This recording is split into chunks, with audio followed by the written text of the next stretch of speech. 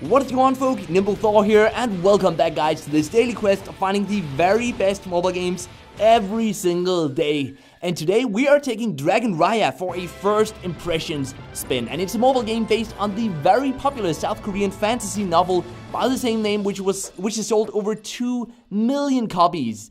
And there's also actually a PC MMORPG from all the way back in 2000, but this here today is the mobile version, and it's an action hack and slash RPG with over 20 heroes. There's real-time 1 vs 1 PvP and up to 30 versus 30 guilds battles. That sounds super promising. Not all of it is readily available yet in the game, but today we're gonna have a look at what's available, and we're kind of gonna talk about what I like and what I dislike about the game, and hopefully you guys will have a good understanding of the game by the end of this first impressions look at Dragon Raya. So let's get right into it, alright?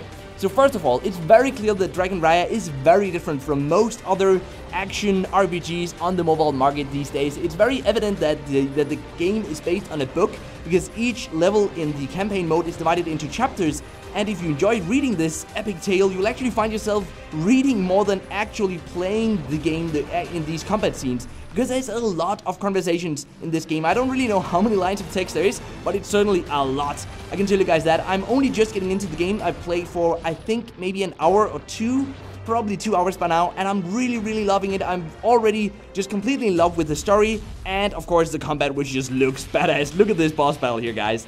It just looks so great. Really, everything just pops here on the mobile screen. Even the graphics look amazing, but also the skill animations, just the overall style of this game. Look at this. So badass. Looks like we got beaten up there. We have 64% HP left.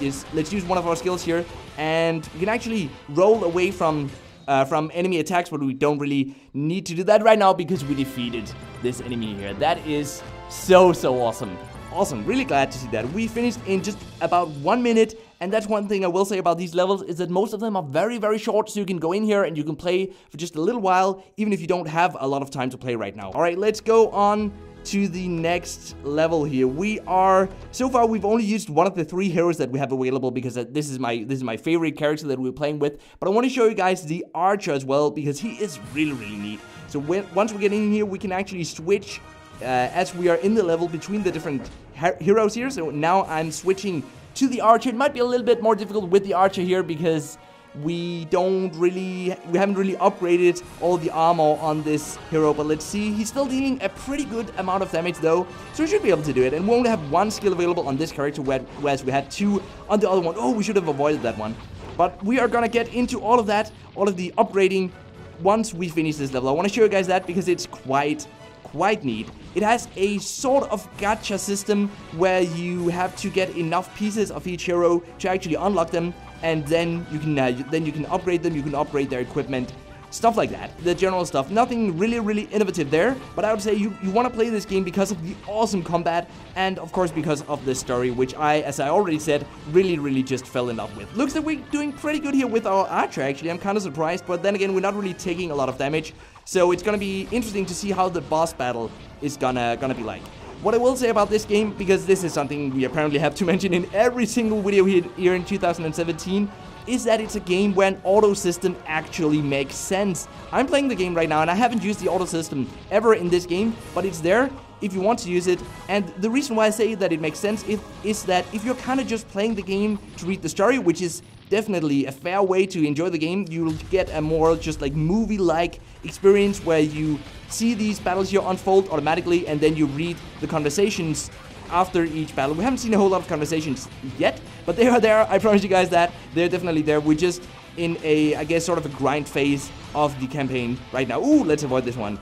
Awesome. Let's use the skill here. We never actually used that skill. Should have used that before. It looks like we're gonna take out this monster pretty easily. But that's why I think that the auto system is totally fair in this game, and I'm not really gonna complain about it. I'm not gonna talk much more about it than I already have, except for saying that, of course, I think it actually makes sense. And look at this slow-mo effect here, where we kind of zoom around the character and the last hit on the enemy. I'm just loving that. It looks so great, and the music as well, guys. The music is just epic. It sounds so great. When you read the story, it adds this epic background music that I often feel I miss when I actually read a book. And when fighting these boss battles, it just makes the whole experience so much more awesome. But let's have a look at the hero upgrading screen. Now we can go over here and click on the hero screen, and let's just have a look at row over here, if I can move on to row here. So we have some equipment that we can level up, it seems. So let's go in here and have a look at that. We can level up all the equipment or level them up individually. We have plenty of gold, so let's just level all of it up. So now that that has been done, we can actually also promote some of this. And for promoting, we need materials, which is what we get for fighting the normal campaign levels. And if we fight the elite campaign levels, we actually get hero pieces that, as I said before, we need to unlock the new heroes. But now, let's have a look at this. We can promote this item here, and we're gonna make it quite a bit stronger. Let's have a look at the stats for this one. 19.2 HP, and now it's up to 23.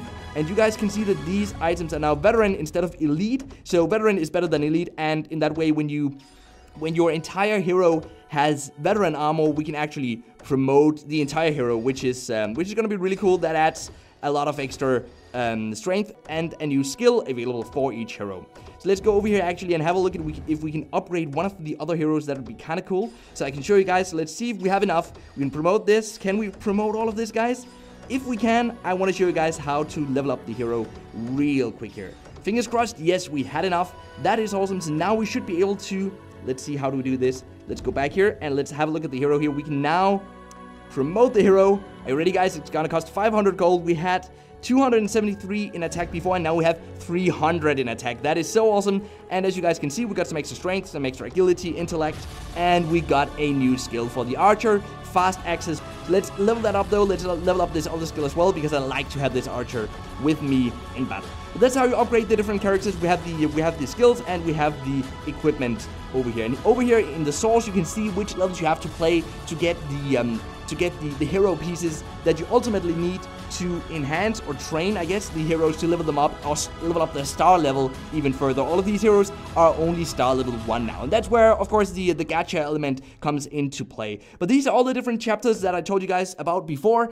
It's a great game. It's very, very different from most other mobile games I've played, and I really don't have a lot to complain about. I mean, the monetization is pretty laid back, and although the in-app purchases do go up to around $100, where you can buy Cubic, which is the premium currency in-game.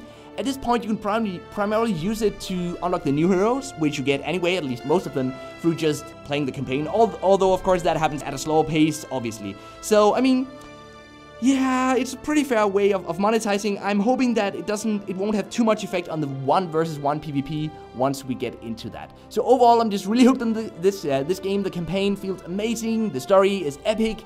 The overall experience is just unlike any other game. But what do you guys think about this game? Obviously, as you can hear, I'm kind of hyped for this game, and I'm looking very much forward to play through all these other levels, because I'm really just in love with the story, and that's what dragged me in. And then the gameplay, of course, is simply amazing as well. I could keep rambling on here, guys, you know me, but I hope that you enjoyed this video. Let me know what you think about the game down in the comment section down below, and if you're new to the channel, be sure to subscribe, guys, because I do one of these first impression looks at a new mobile game every single day from Monday till Friday. So until next time, guys, just keep gaming, stay awesome, and I will see you guys around.